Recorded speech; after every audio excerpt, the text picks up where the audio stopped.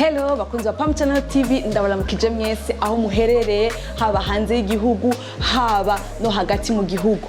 Uno munsi ikiganiro ku Ijob uko musanzwe mubizi ni jewe Liyena Gakiza ndakibashikiriza kuri Pam Channel TV. Ikiganiro ku Ijob ni ikiganiro kibazanira abanyamyuga batandukanye bakora ibitandukanye bakatuyagira ingene uwo mwuga bawukora naho bagejeje naho bashaka gushika. Uno munsi rero nagendeye umwigeme kuko mubibona turi muri salon y'abakenyezi. Nagendeye umwigeme ariko arabikora neza hano mu gisagara ca Bujumbura, yatahuye umugambi wo kwikorera ivyi wiwe. Mushaka kumenya ngo ninde? Mushaka kumenya ngo akora ibiki? Gumana natwe kuri Pam Channel TV ku Ijob. Tuko tayari cyane. Oui, ça va? Ça va. Meze neza. Ego. Haguruka vraiment unyakira wiki. Karibu. Meze neza. Ego.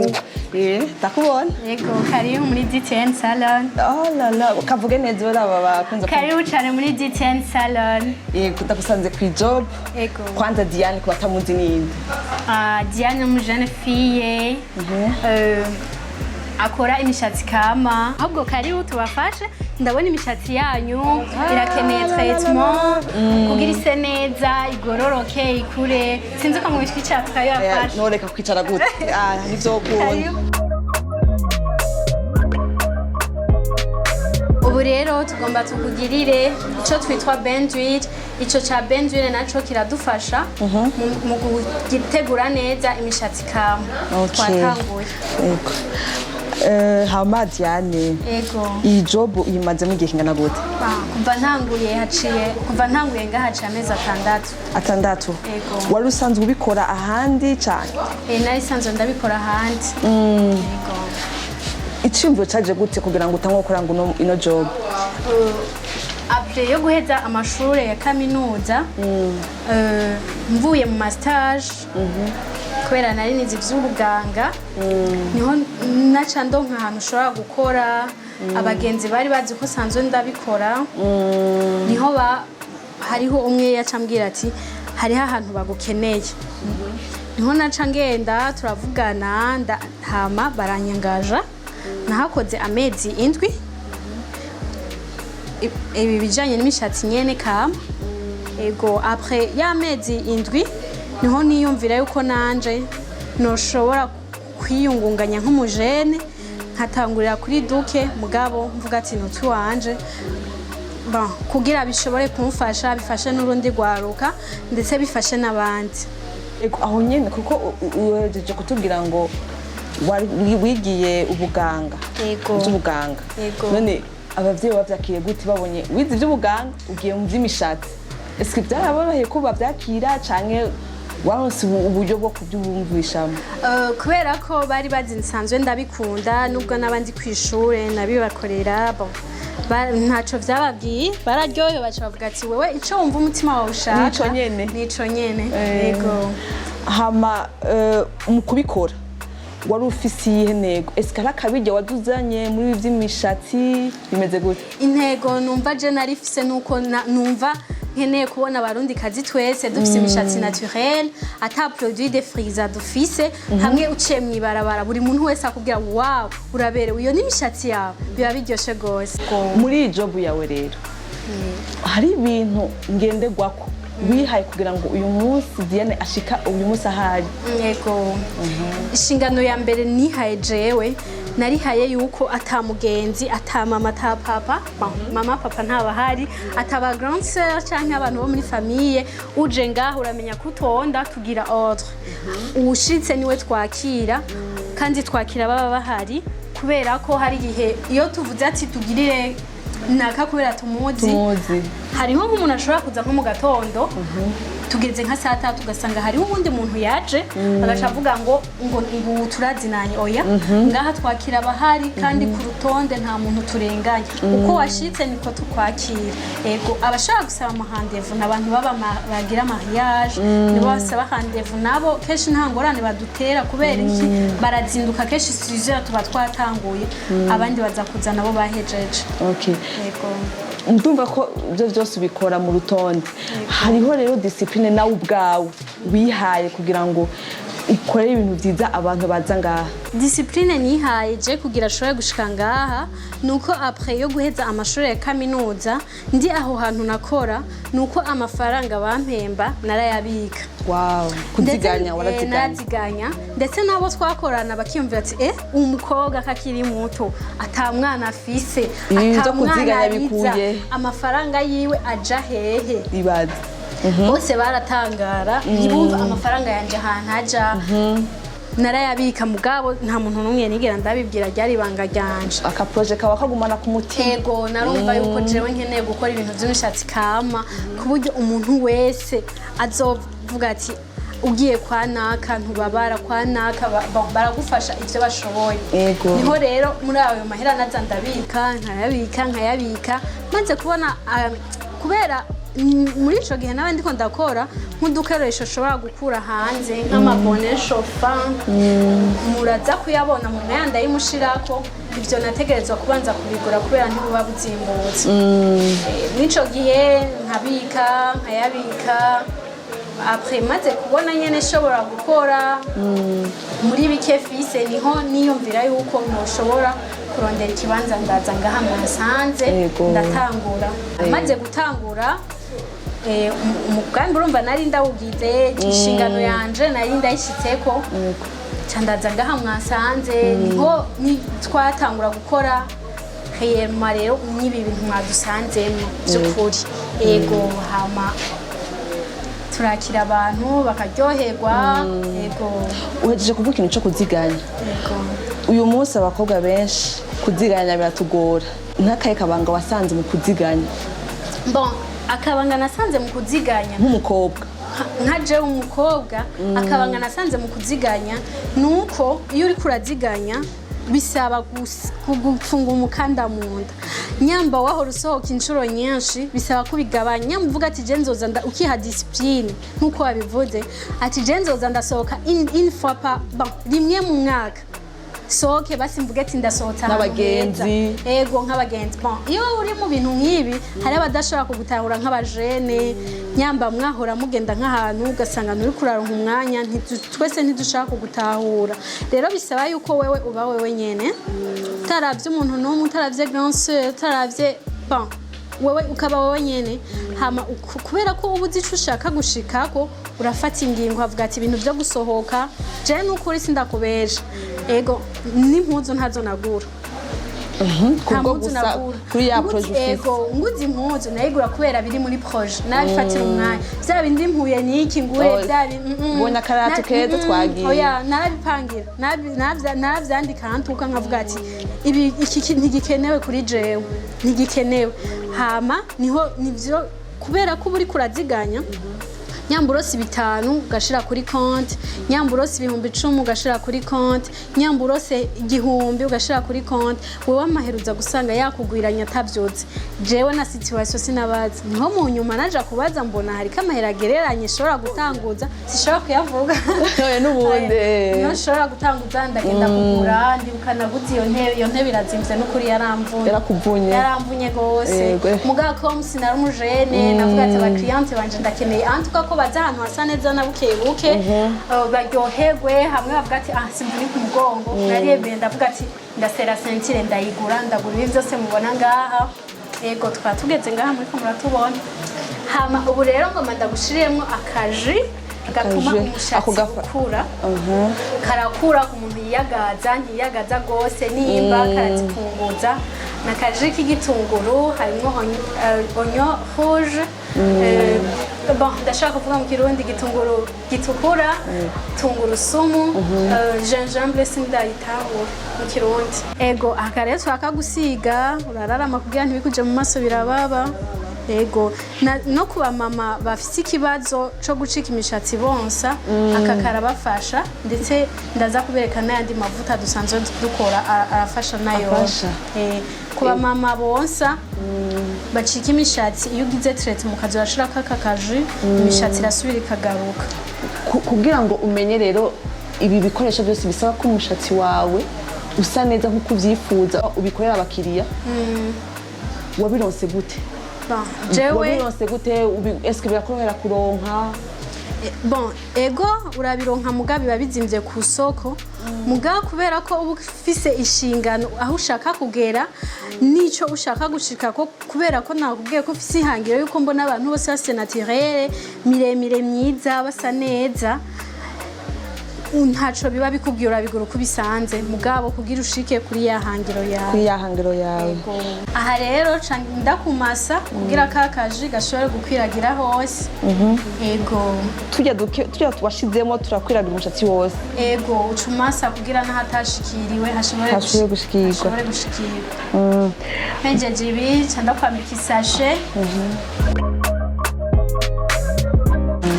Après chankora akabone shofa.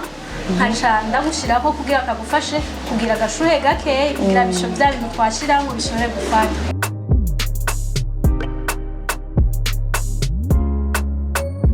Aha rero aka kantu tugushizemo shumara panda 15 minutes. Ziheze tushatukoza tugushiramwo traitement iyo twitwa masque naho ndaza kuvuga ibyo dukoresha 15 minutes ziheze tuvuheje no kuboza.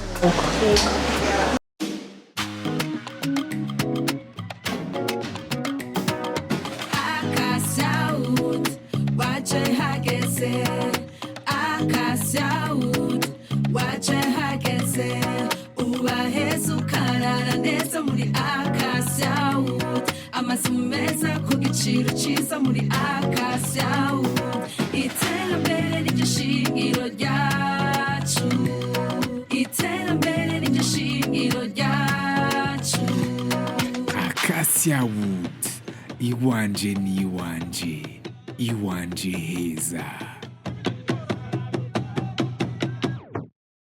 Naye maserivisi ngaha musanzwe mugira? Ngaha iwacu apa iki cyambere ntanguye kuvugira ko traitement après ya traitement turarondera ikintu umuntu ashobora gutahana kandi akava haberewe aryohewe kugira ngo nugaca mwibarabara umuntu wese amubaze uvuye hehe wakoresheje hehe antuka ama coiffure ya naturel abatandukanye n'ama coiffure ya lisse kubera naturel ibintu byose ugira ububerewe wanyagirwa wagira iki uraberwa kubera ko produit ntushobora kunyagirwa ubandanye uca mu bantu kirazira ngura kabeba kagwe mu bana kirazira ariko naturel urashobora kubucafuye ngabo bon wanyagiwe mwibara ukagenda ugashika muhira ukifunga shinyo isanzwe yonyene kumushatsi wawe ugasubira ugasa neza amacoiffure tugira duhejeje kugira traitement ari ushaka turamugira coiffure protectrice ijana na treatment. Coiffure protectrice dukoresha tukiri ibintu byinshi bitandukanye umuntu akagenda berewe asa neza.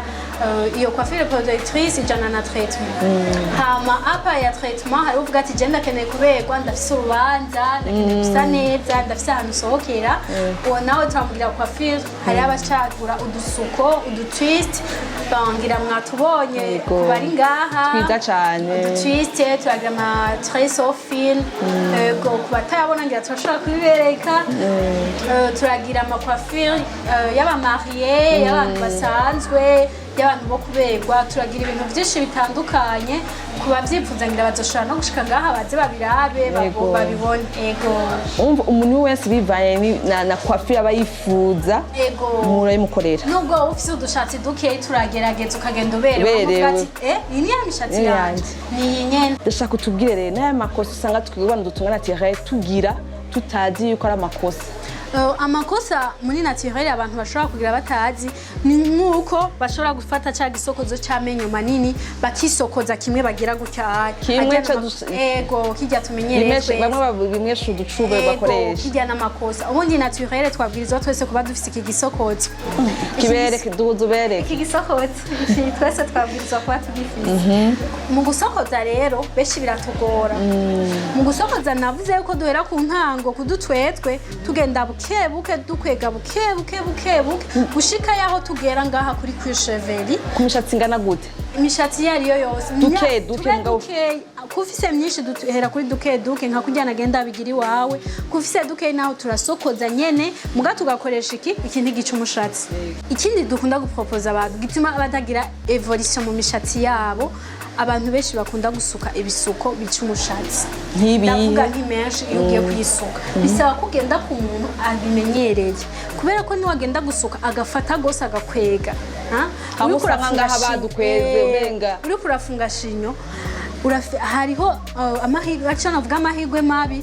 yuko usanga umushatsi wacitse ati gute ukweze gose aho imbere uracika ugasanga umuntu afite umushatsi muremure ariko aho imbere nta mushatsi afite ivyo navyo birababaza hariho abantu donatire muri bo batazi ko umushatsi naturel ubabaza umushatsi naturel urababaza gose mu gihe utazi kuwufata mugo ugiye ahantu bawufata neza uvayo utababaye uvayo uryohewe usa neza utagabarabara bakubaza ati uvuye hehe usa neza hama ikindi naco noshira ko ngaho nko kuri barya abantu bafise alopecia mu kirundi cy'ikirundi co niyovuga ubuhanza usanga bafite ubuhanza yego butanguye kuza alopecia ugasanga ngaha abakobwa canke bari bo bose baragira ugasanga ngaha imishatsi yagiye imishatsi yagiye alopecia mu kirundi ni ubuhanza ahajya usanga umushatsi waragiye mu gihe itaraba totalement itararengerana ari igitangura turashobora kugufasha ya mishatsi yawe ikagaruka hamushinga intahe turafise abantu benshi ngaha bama badushingira intahe baza bavuga ati je fise imishatsi igumye fise imishatsi yonze fise imishatsi idashobotse tukakubwira ati nukuri wewe dukurikirane gusa nyamushobora kugira abonnement wiyabonesha udashobora kugira abonnement bivanye n'uburyo bwawe naho zuraza basira imwe mu kwezi tugufashe canke utabishoboye turashobora kukubwira amakonse ushobora kugira muhira utuntu zuragira ko musaba mushatsi wawe ukagaruka hama ku bantu nabo bafite amarende babifuza gusuka udusuko bikanka turagerageza kutubasuka kubera iki hariho abantu bafite irende yonze abafite yonze gose udashobora gusuka umuntu yamari muri shinyo misi yose turagukonseya kugira traitement yacu hama muri iyo traitement yacu turagerageza twagushiriramwo ugatangura kubona imishatsi yawe yari ubwatsi mwibarogiye igira gutya izungeta turakugira ku buryo usanga ya mishatsi yawe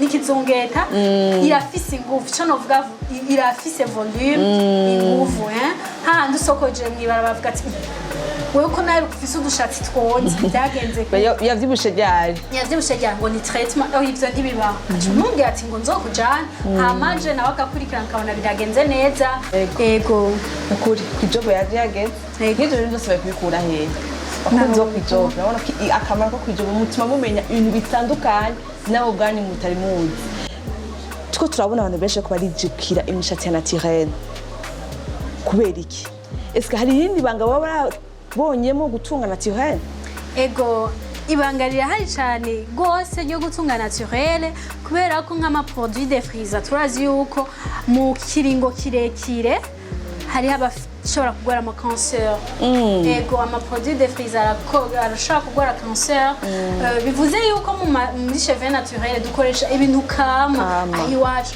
baje ivoka n'umubi canke iriki byo kugwaza gute ari ibintu biri ngaho iwacu amavoka turayiterera ibitoki turavyiterera hama amagi inkoko zacu ziguma zataye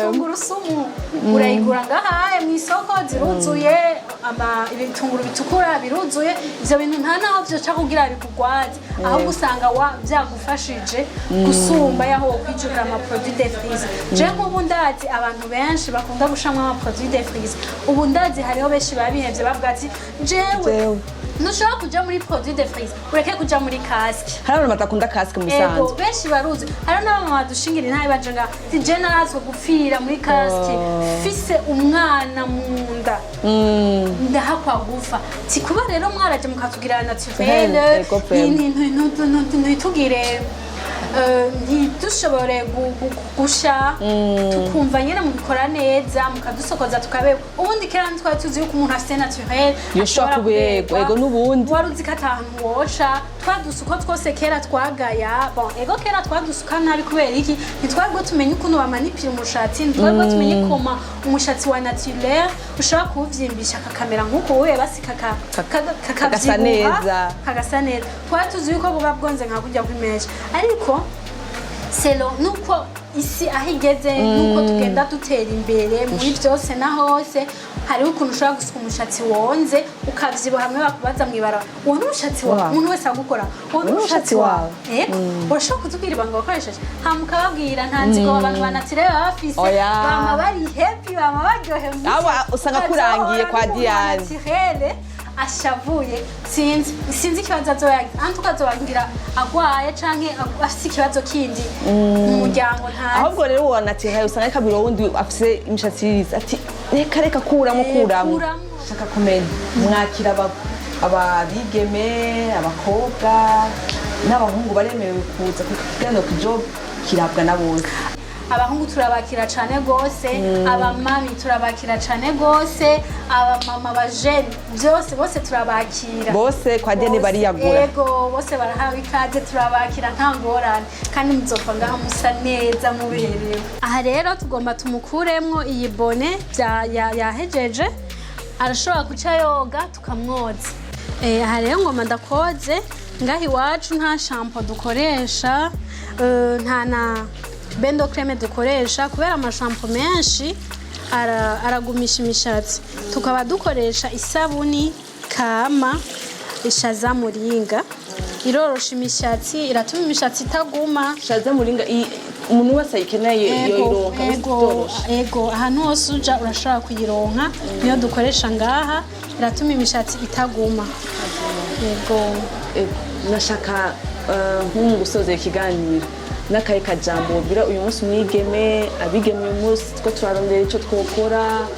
hari n'abataratanga kuciyumvira mugabo nkawe Diane twakurose warigiye ubuganga mugabo uyu munsi mu mishatsi y'abigeme ni gute wofasha umuntu uyu munsi ariko arirondeza jewe Diane ikintu noshobora gufasha umuntu w'umujene atazi iyo bija atazi iyo bigana je ndumva no mufasha gukura amaboko mu mpuzu ntiyisunge kuba yarize amashuri ego turiga kugira duce ubumenyi tugire ubumenyi bidufashe muri kazoza kubera ko turi isi itera yaguka dutera tuba abantu benshi murabibona urumva twese ntitwozerinze kuri leta nayo yoremerwa yuko twese yoduha ubuzi hama abajene numva no bahimiriza gukora tureke kwigwa turyamye ati papa wanje ariko arakora mama wanje ariko arakora Diane mu myaka 2 canke 5 iri imbere yifuza kuzobageze jewe mu myaka 2 iri imbere canke 5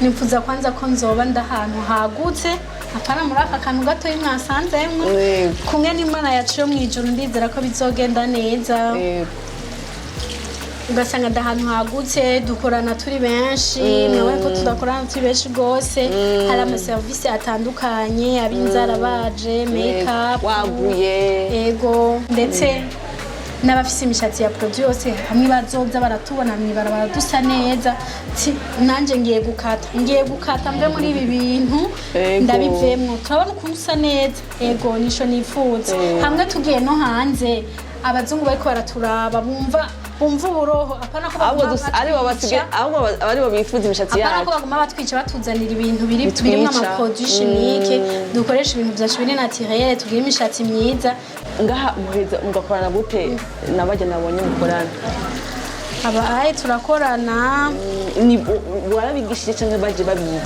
narabigishije harimo abaje bagerageza intumbero yo kugira iyi salon d'Etienne salon nari fise nuko nari shaka twebwe abajene nk'abantu tudafise ubuzi canke tudafise aho turi turonke aho turi ego nubwo ushobora kuva ngaha akagenda mugabo agende hari shafise agende nawe akora ivyiwiwe ku buryo hazoba ama branche menshi mu Burundi bavuga ati aho uja hose nyamugiye mu Kamera uvuga ati jewe nzoronka aho bangirira nko mu myaka 2 ukuri uzosanga abantu bose atamuntu n'umwe agitunga umushatsi w'iriza yego aha rero cyo ndakwambika aka gaserviette microfibre kugira ntugende urajojota amazi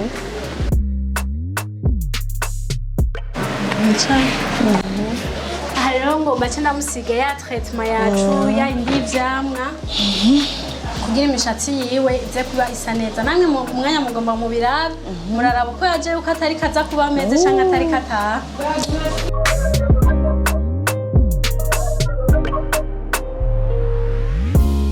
wo kwifuza yo gusangahe mutangura sangapi mukugana sangapi twebwe ngaho iwacu twugura 8h du matin tugaheza kwakira 17h afite umuntu aje 18 ntushobora kumwakira oya kubera haba hari abantu benshi urumva turagira amasaha yo kutakira abantu kiretse ari umuntu ashaka koga canke agasokoza utuntu tworoshe turashobora kumwakira mugabo ari ushaka ibintu biteba bifata nk'akanya gatoyi murashobora kumwakira ubugira utuntu tworoshe turashobora kumwakira mugabo ubugira ibintu biteba ntitumwakira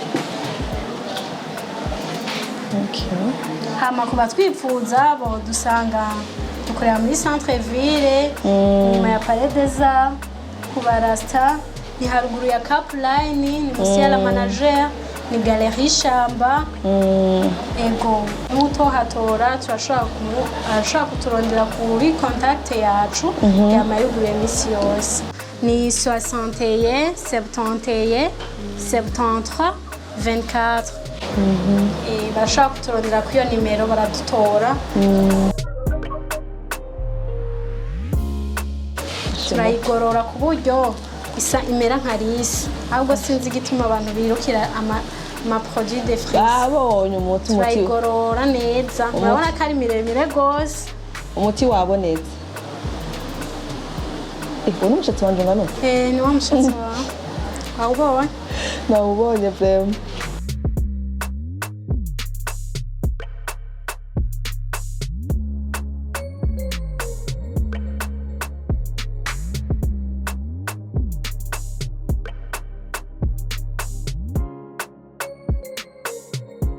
aha rero umukunzi wacu turahejeje kumugirira coiffure yacaguye ubu tugomba tumushiremo amavuta atuma umushatsi ukura nk'imbere aho wavuye ko nimba ntizizoze ego taberewe vraiment iyo ituma imishatsi ikura aho iba yaracitse wifuza amavuta yo yaronka ego natukora muri ubwanyu ego hama karibu kandi muri DTN Salon kabisa nakunda spray ni bon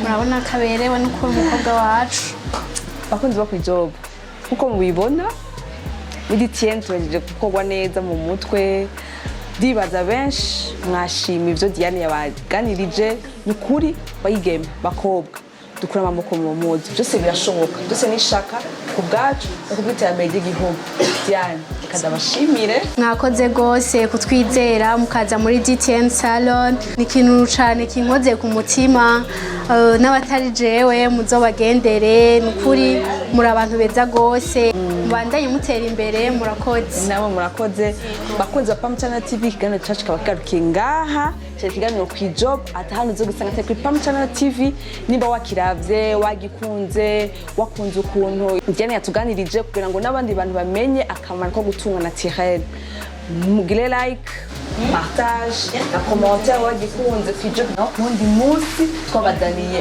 umutumire umunyamwuga naboneka ariko neza n'igisaka cya Bujumbura kwijob tuko tayari